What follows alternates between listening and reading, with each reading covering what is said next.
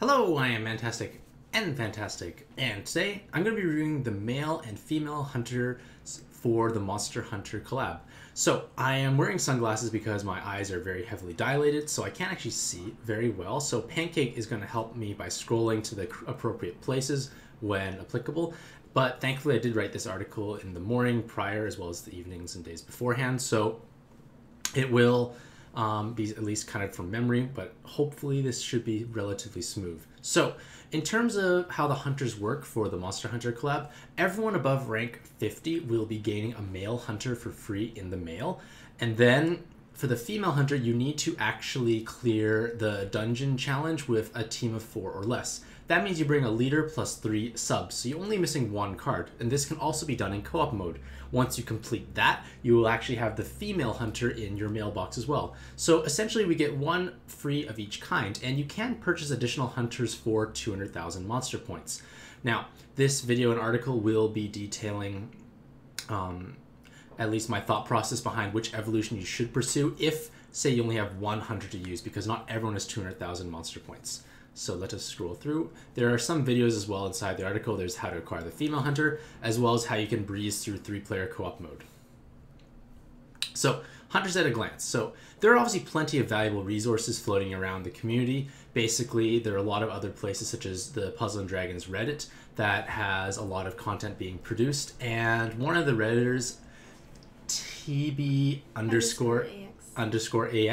created this helpful flowchart, and it is very helpful, but it is definitely geared towards people, more endgame players. And the only disagreement I have is where the purple female hunter comes in, because not everyone is an endgame player, and the purple female hunter does have merits for those who are just starting out, which I will explain further on in the video. So obviously, with any tier list, flowcharts, or any piece of advice that is given, you should always take those with grains of salt, because they are somewhat personal opinions. They may not necessarily apply to you, and you must exercise your own intelligence to decide which hunter evolution path is most viable for yourself. So if we scroll down a little bit here, we have basically the priority list given for the most part. So for the male hunter, I like to make the blue, the red, and then the green hunter in terms of that priority list for the average or general player. For the female hunter, the red one tends to be the top priority for those who are more endgame oriented, but it might be second if the purple female hunter proves to be a valuable leader for those who are lacking a strong monster box. However, if you are having a strong monster box, the purple female hunter might be your 3rd priority, and the yellow one would become 2. Just, it all depends on where you are in the state of the game, but the male hunter is a little more clean cut by comparison.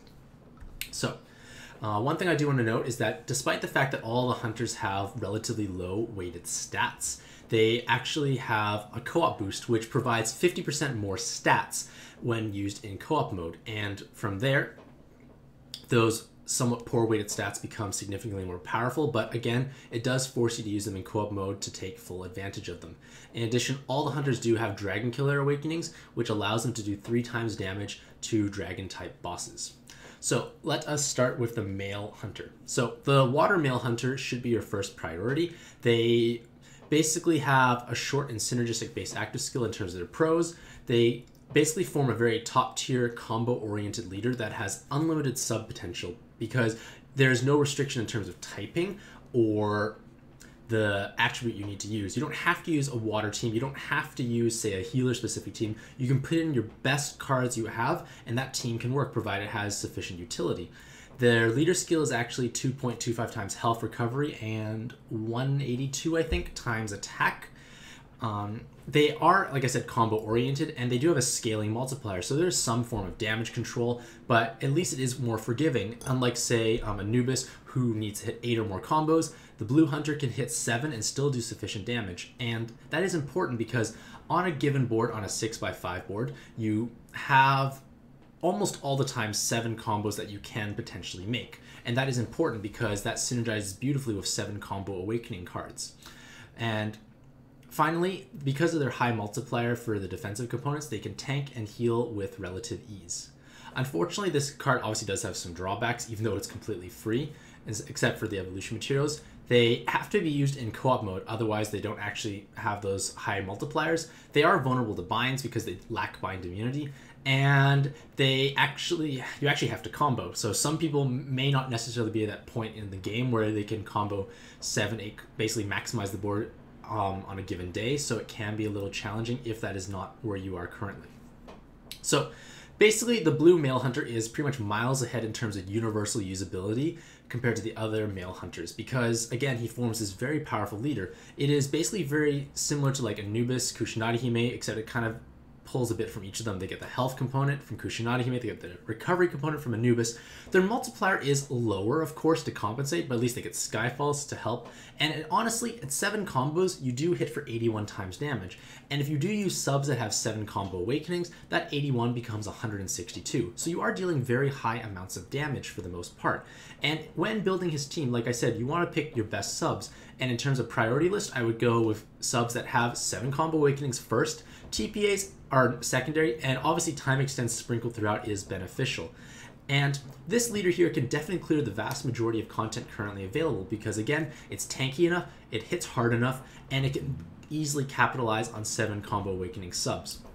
So, like I said, this is the evolution path I would strongly suggest you pursue because it has the most universal viability and maybe your strongest leader, but it does obviously require some skills to use, like puzzling, wizarding skills.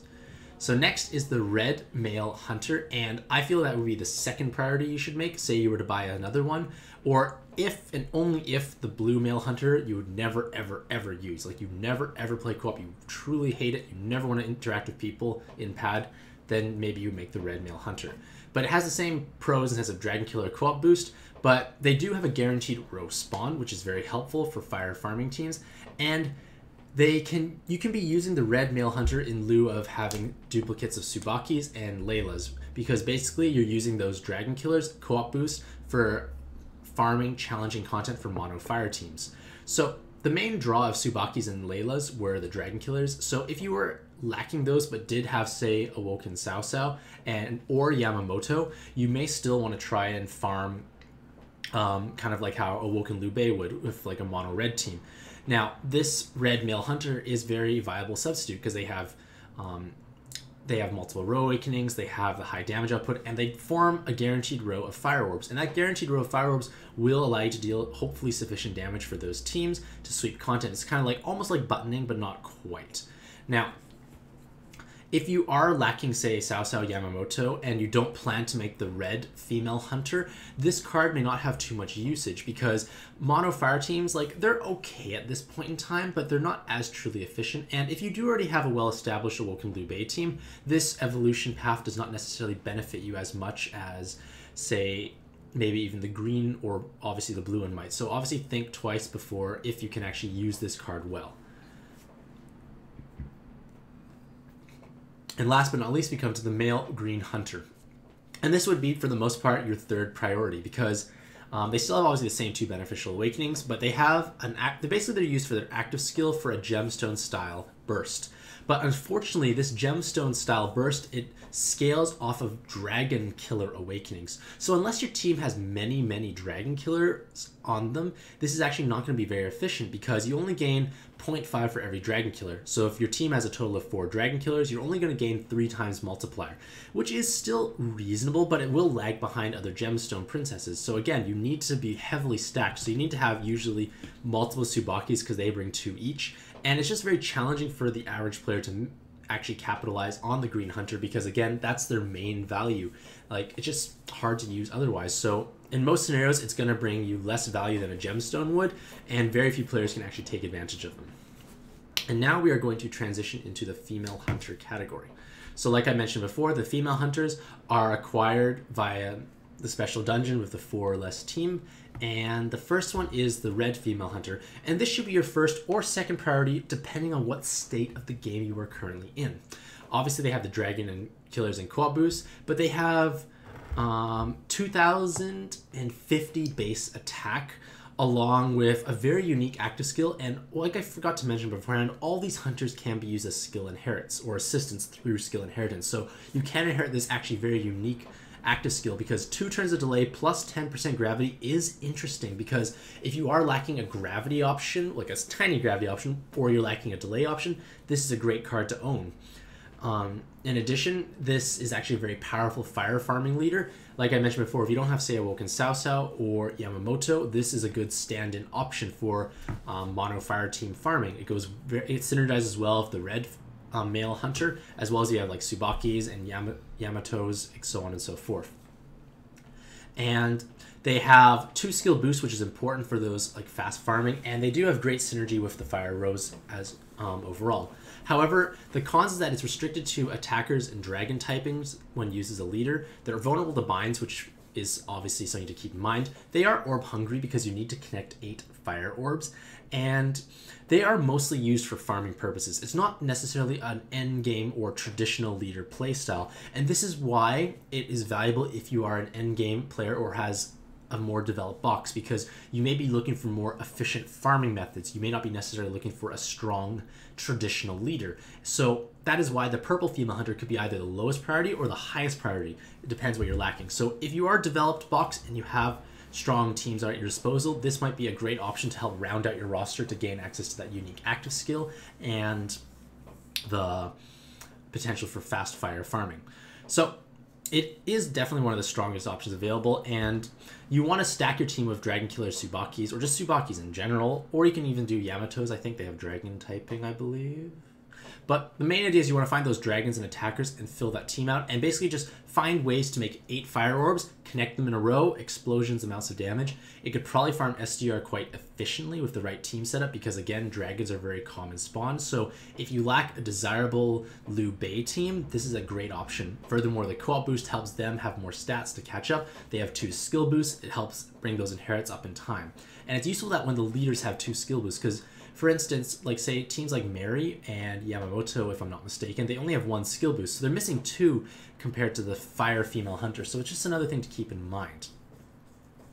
I can't read too much else, but I think that's all the main issues. Actually, no, sorry, about the gravity and the active skills. So the 2-turn delay is useful. If you're lacking delay options, this is a great card to pursue because you can inherit them around and therefore have a delay. But the 10% gravity is something I want to highlight because even though we do have follow-up attack, which is a very sexy and efficient way to deal with resolve bosses, gravities still have merits because not everyone is fortunate enough to roll those cards.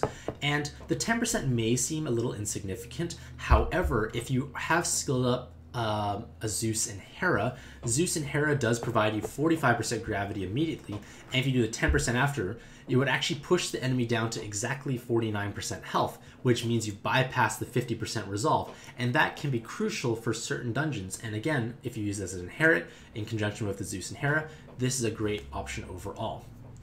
So as such, this should be your first priority in the majority of cases, but the main drawback is you have to use her in co-op mode and only for more fast and efficient farming purposes. So now we come to the light female hunter, and this is kind of the 3rd or 2nd priority based on which point of the game you're in. They have Dragon Killer, they have co-op boost, but they have double TPA, so they are going to be dealing very high amounts of damage. Basically, they can connect a light TPA and deal explosive amounts of damage because in co-op their stats are 50% higher. Now the main problem is light teams generally are not very favored at this point in time. We don't really have a strong mono light leader to fully capitalize on Kieran's sub potential. Yes, it is a Dragon Killer, which is quite rare for yellow cards, but again, a lot of people don't have like a light, fast, efficient farming team, so this card may not have very much use overall. Furthermore, their leader skill is not very practical. You have to fill it out with Monster Hunter collab cards, and generally speaking, it may just want even duplicates of itself. So it's a little awkward to use as a leader. It's a little awkward to justify for most players. However, one thing I do want to emphasize or make note of is their active skill. Their active skill allows you to add +1 combo for 3 turns, and that can be beneficial for your combo-oriented teams. For example, like I mentioned already, an average board will have usually 7 or 8 combos maximum, and you have to rely on Skyfalls to get the rest. So if you are playing something like Anubis, you need to hit 8 combos every turn, otherwise you don't do enough damage. So this active skill here will allow you to hit those 8 combos, because again, like I said, if there's 7 on the board already, you're going to get +1 for 3 turns. However, can you really justify an active skill slot just for this kind of insurance? It's not really necessary, but I guess it's just something cool to think about. It's like cool in practice, sounds good, doesn't really work in an actual application. So Now we go to the final female hunter, which is the purple one. And the purple female hunter would either be your first, second, or third priority, again, depending on what state of the game you are in.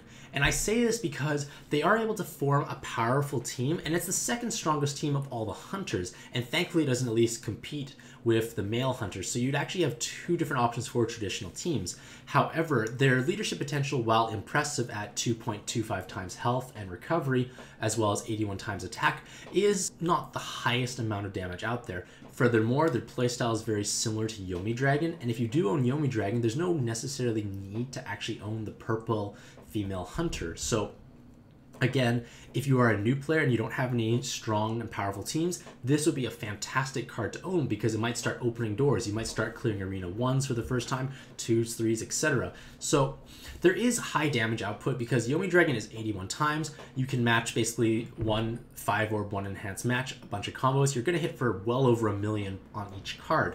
And that is actually a high damage output. In addition, you have large amounts of health because in co-op you're going to probably hit close-ish to 100,000 health.